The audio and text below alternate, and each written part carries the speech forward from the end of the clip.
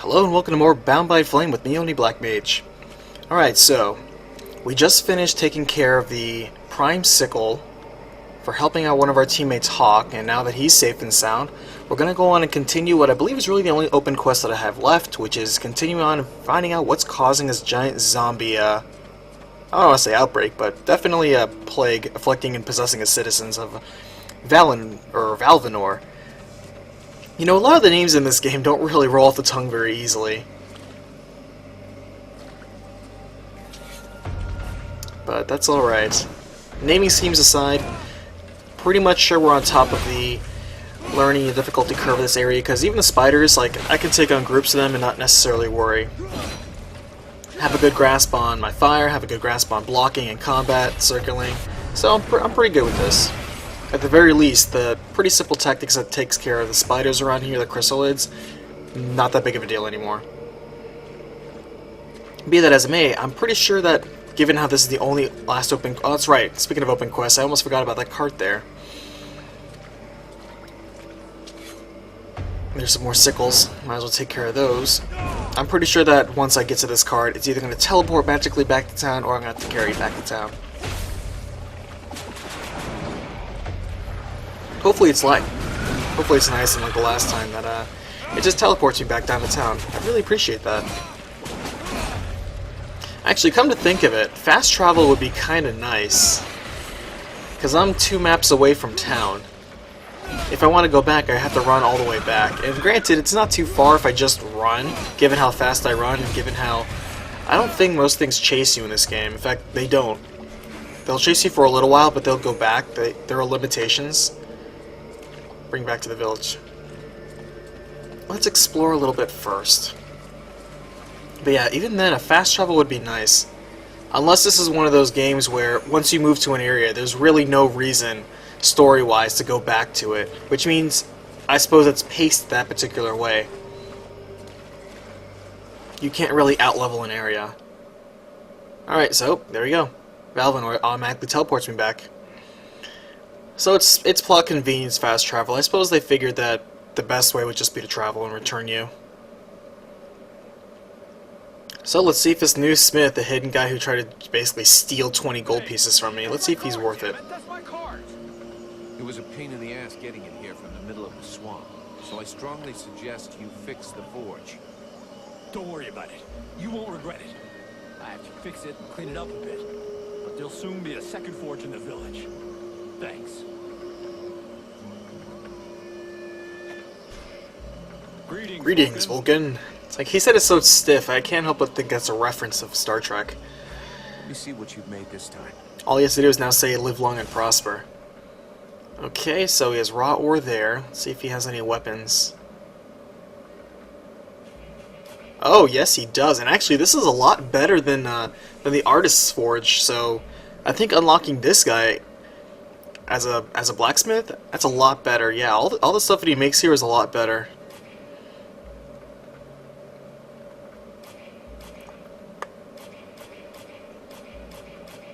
I can't really afford most of this stuff, but it's good to know that he's at least here.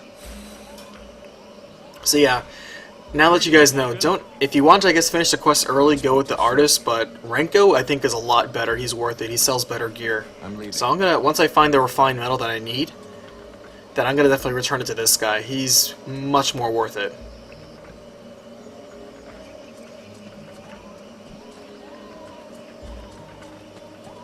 Yeah, I gotta tell the captain that I found Hawk, and I think that's it. I think all we have left to do is just get rid of the source of the zombieism.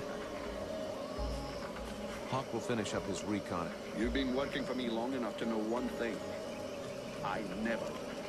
You never worry, but you also never go on suspicions like you apparently suspected our contract employer of being this really crooked guy and you did nothing about it. I suppose when you're a mercenary you can't be too picky though.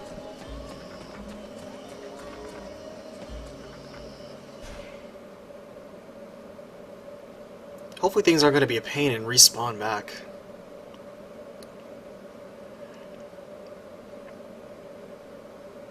I'll take the experience, but frankly these chrysalids aren't offering as much experience as it takes to be worth killing them.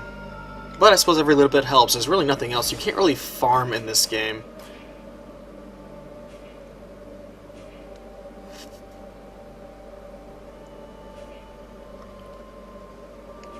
Yeah, that's pretty much it.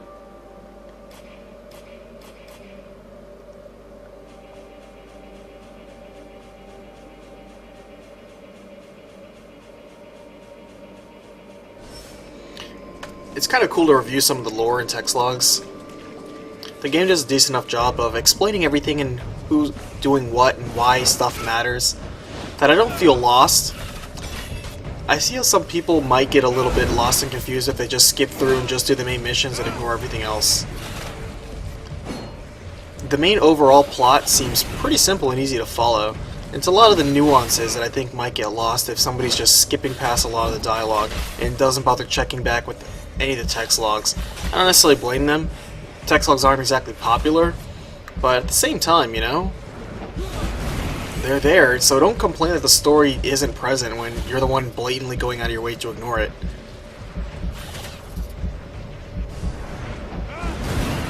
Like I said, not everything has to be, you know, Pulitzer Prize, you know, writing. It doesn't have to be.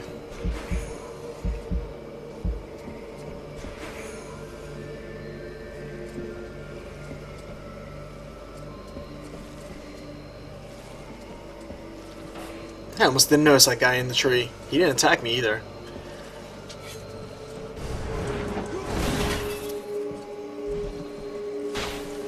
I really hope the next set of enemies aren't levitating in midair, because sometimes that really throws my fire orb off. Like if I'm right next to them, sometimes even at close quarters, a few of the orbs will just fly off in different directions. Because aiming up is kind of awkward in this game.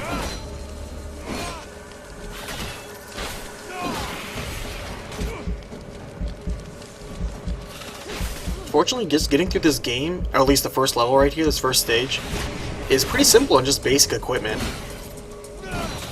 All the gear that I'm wearing right now and using, I found or earned through a side quest. So that's my next tip, is don't bother spending anything. Alright, new level up. Don't bother spending anything on the store or anything like that. Like, even Renko, who had really much better equipment, I wouldn't necessarily go out of my way, because all the stuff that he had was basically +2 or +1 better than what I was doing, which isn't worth that many gold pieces. I'm not exactly rolling in money here.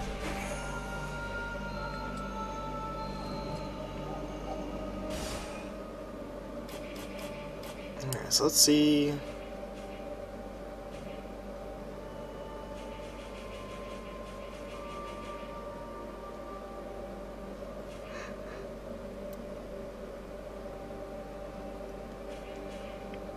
A lot of the stuff I noticed for craftsmanship, it's like, I haven't been recycling anything. Recycling is when you take the upgrades off something you upgraded, and I think you get a portion of materials back to then upgrade somewhere else. And I think that's the intended upgraded path here, but I'm just playing it conservative. Here's what I'm going to do. Given how much I'm getting beaten up, what I want to do is I want to start dipping now into the warrior stuff, dipping now into the health regen. I want to dip now into the counterattack and dip more into the damage for my two-handed weapon. I want to dip at least into that, because in terms of Pyromancer, I've just about maxed out on everything I can do for Fire Orb and Flame Weapon, which are honestly the two most valuable things in this game right now. Until they start unlocking something else, if we unlock something else. I don't think I noticed that there. Oh, another Mimic.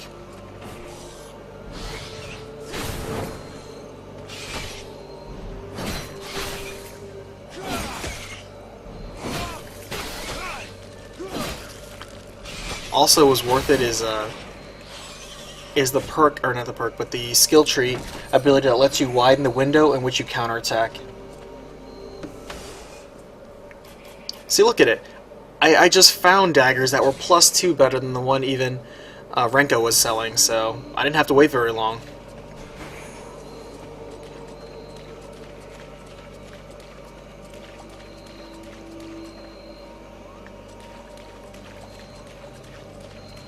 The lighting is a little inconsistent in areas. I know sometimes it pops in and pops out with shading.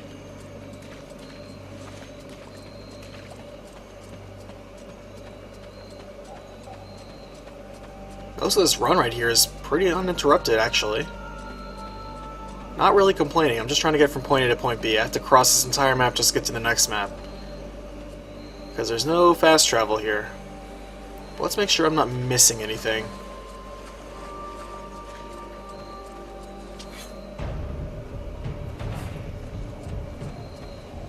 Alright, come on, Sickles.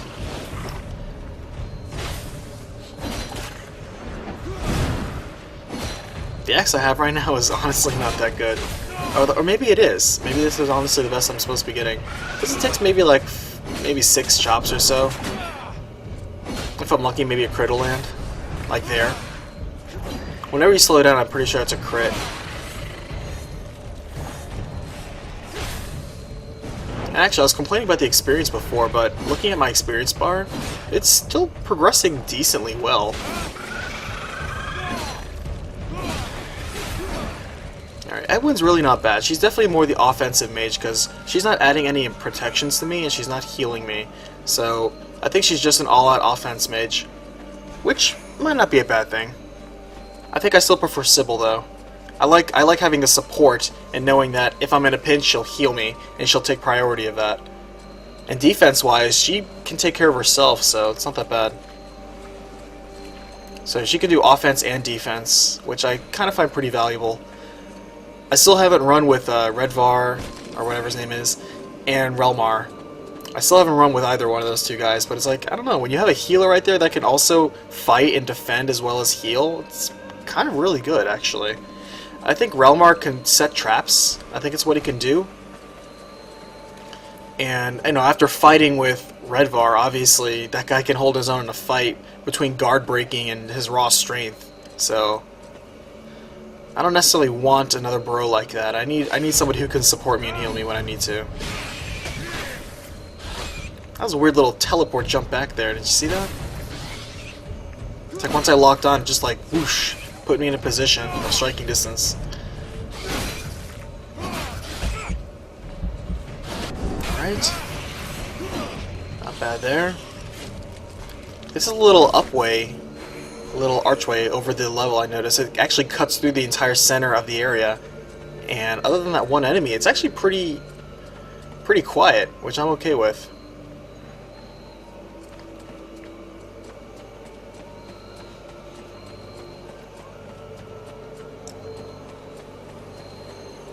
The environments are effective. They're nothing great to stop and smell the roses and look at, but, you know, it's fine. They're effective. I understand I'm in a swamp. Granted, a lot of this water looks very clean for a swamp, and maybe that's part of the danger.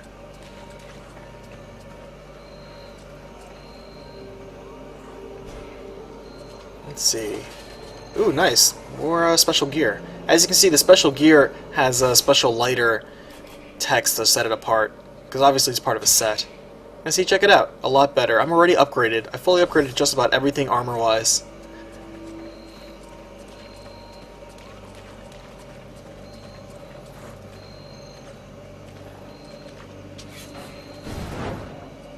Let's see if I can sneak up. Nope, failed my sneak. I was spotted. It's nice that you can switch styles with just a tap of the button. I thought for a second there you had to go to the tactical menu to switch your stances. They made everything pretty convenient. You just have to understand the button layout, and that doesn't take too long. The fact that you'll basically get used to everything in the first area as a good standard for what you're probably going to apply in the next area, and so on and so forth, I don't have a problem with that. You're basically learning and mastering the basics at an early stage. I don't foresee this to be the type of game where they're going to throw you too many curveballs. If they do, I'd be kind of disappointed. But that remains to be seen.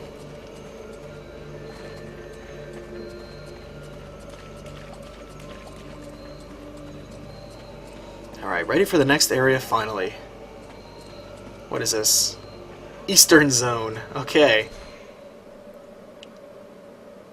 So east of the Eastern Swamp is Eastern Zone. Got it. And it's still the swamp, so this is a pretty big swamp, frankly. It seems a bit more jungly, though, than swampy. I've been wading more on these little steps than I have water and swamp. Saving as a precaution.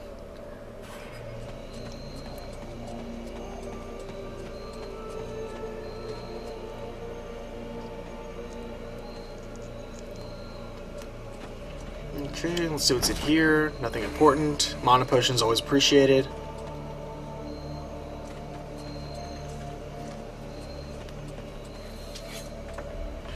Alright, more no new advanced enemies here. None of those blood red spiders.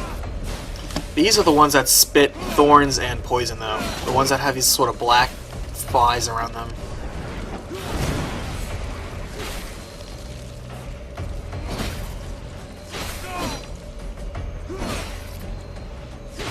I don't necessarily understand how some of the figures factor in. For example, I don't understand how poison resistance works. Like, does it cut the duration of the poison, or does it prevent you from getting poison to begin with?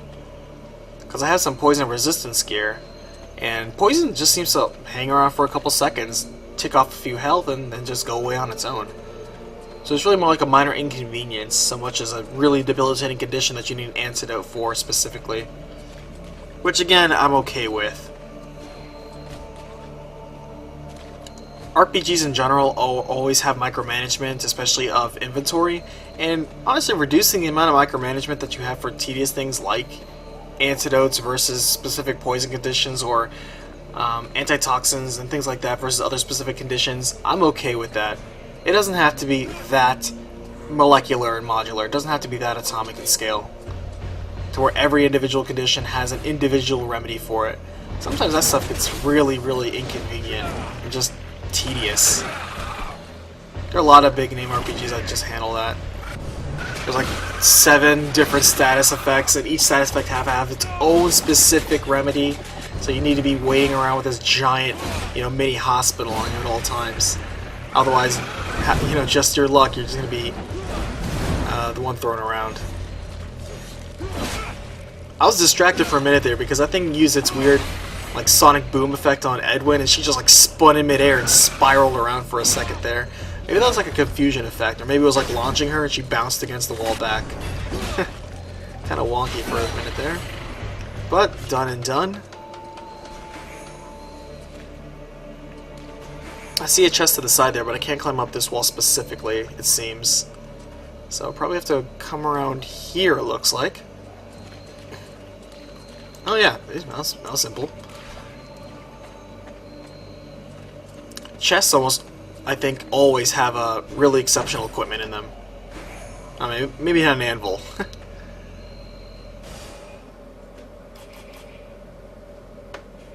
Well, it's not bad. By the way, I find ability to interrupt very useful in this game. Because basically that's just staggering the enemy, and they completely leave their guard completely open. The ability to interrupt an enemy is a pretty smart, decisive tactical move, so I kind of like two-handed weapons plus fireball for doing that. The ability to basically stun an enemy. Very useful.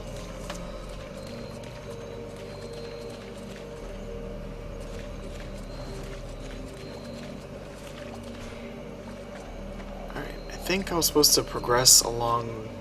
not that route there. How do I get up north? Oh, just supposed to... I was in the right way, okay.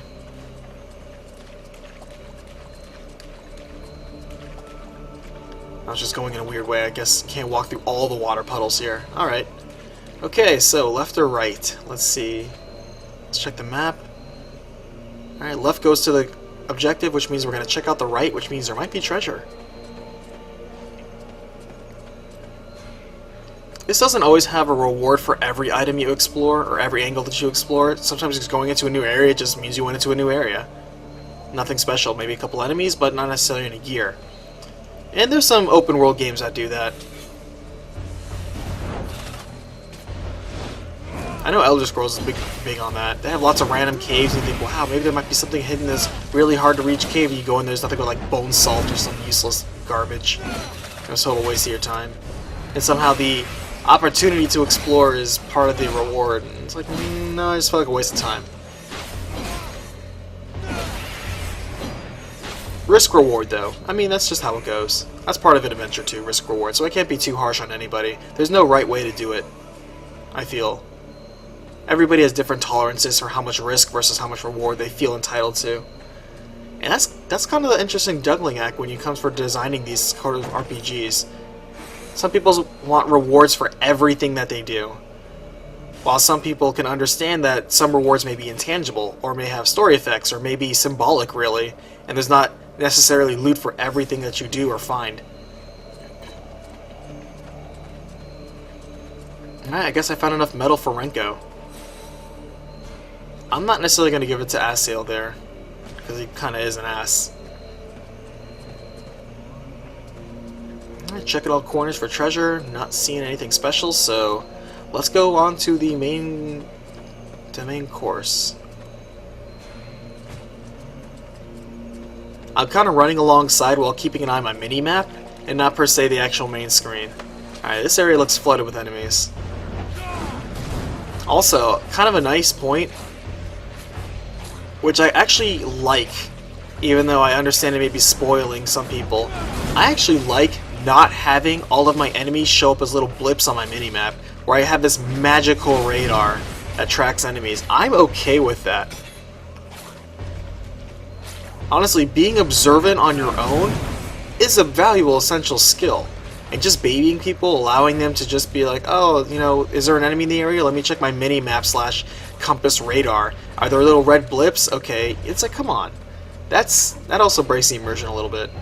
Unless you actually have a spell or effect in which it actually tracks hostile readings around you in a radar-like fashion, then you just inherently having that ability for no explained reason is just, it's just one of those things.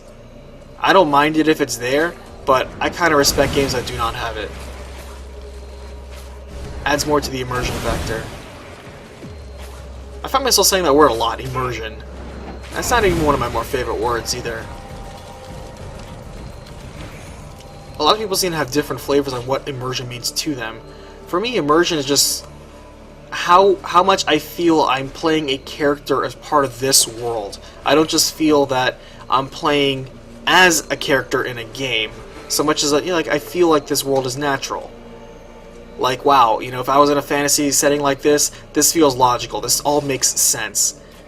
What takes things out of immersion then are then metagame or gamified sort of mechanics or logic or contrivances. For example, it's natural that I would be able to forge blood and, say, leather from a fallen enemy, but it breaks the immersion when enemies magically have gold piece sacks on them or magic armor or rings. It's like, why would they have this stuff unless it was just sitting around in their belly? Like, I can understand that for a really big monster, but for tiny little spiders, that makes no sense. When like monsters like that have drop rates. Like, these guys are humanoid zombies. I could understand if on one of them, like, maybe like this guy, he dropped his mace. You know, that's fine. It makes sense. Which, by the way, how come when I kill him, he doesn't drop his mace and I don't pick it up? You know, that kind of breaks the immersion I was just talking about. It requires a lot of fine details, so I understand that there are so few RPGs out there that get it just right, where they pay so much attention to all details. Where whatever that enemy is wearing is exactly the thing you can loot off them entirely. Which ironically is one of the things that Elder Scrolls gets right. What you see on an enemy, you can pretty much loot that off them. And it kind of usually makes sense that they would have it. Usually, I say. Not always.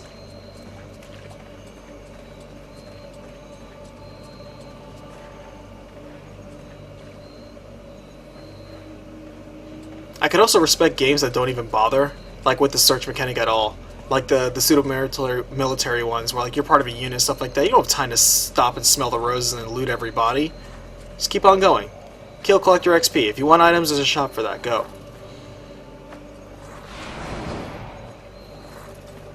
I might actually get the jump on these guys. Yeah, it kinda did. Took off half his health. Ooh, I got some good crits there. Wow.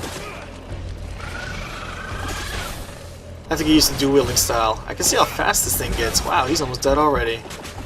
Damn, that was fast.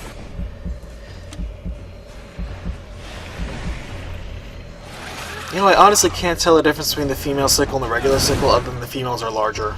But then again, there's the prime one, which was even larger than that.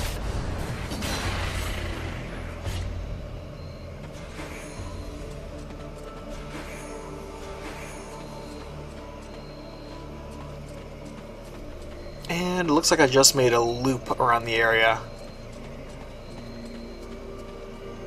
I'm pretty sure I'm just about done exploring. Yep.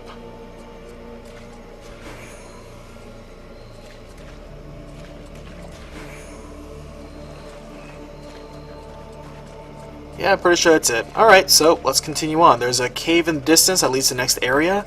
That's definitely probably going to be a zombie den in there. Ooh, okay. Ah, this is an interesting story point. So we're probably going to have to make a human versus demon decision here. Let me save. It seems pretty critical.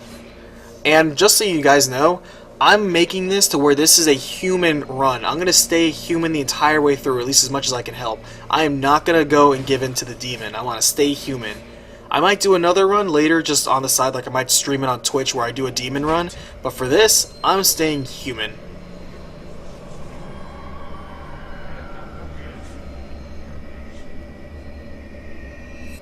There is none that thou knowest in this cavern, rest assured of that.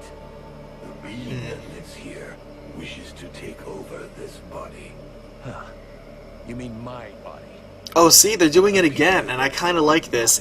It's kind of like that Smeagol Golem thing where it switches camera angles and perspectives depending on which side of his persona is talking. The demon side or the human side.